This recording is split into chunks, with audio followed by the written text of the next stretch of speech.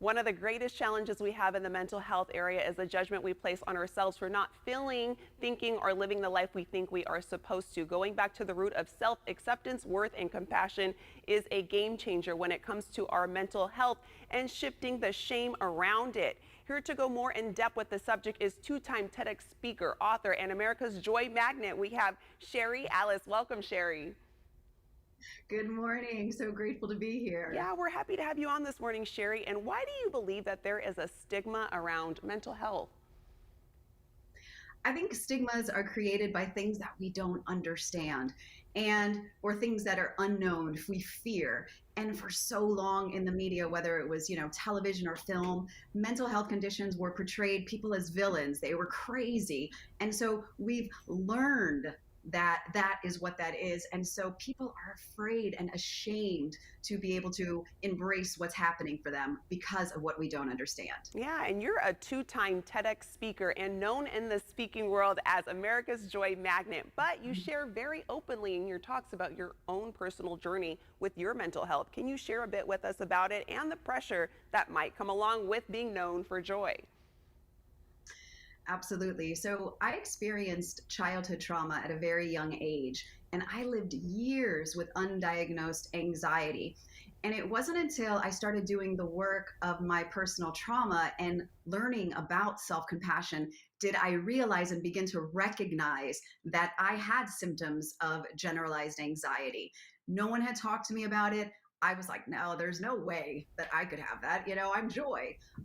And what has really unfolded from that was I love the fact that I'm known for joy because people don't expect me to share that story. And so, what it does is that it gives Mhm. people hope for what is possible for them, that mental health conditions, you are not sentenced to a life of struggling and suffering.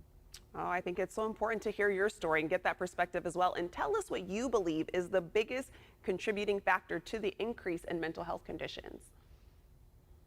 Absolutely. Without a doubt, it's the last couple of years of the pandemic.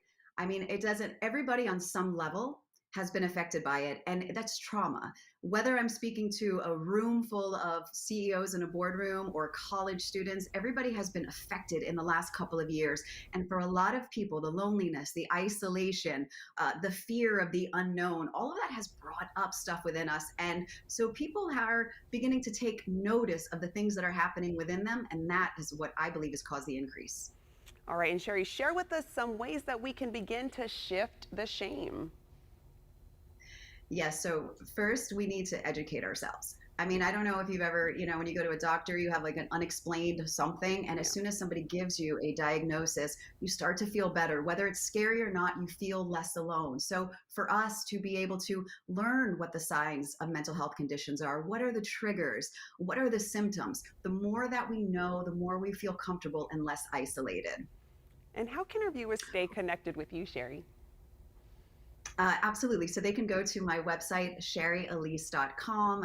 I have resources there for self compassion, more self love, and of course, joy. Oh, well, Shari, thank you so much for talking with us today and speaking on shifting the shame around mental health. I'm going to let our viewers know where they can go for more information. You can revisit these tips on our website at yourcalifornialife.com. And that is Shari's book, Love Yourself Happy, available where books are sold.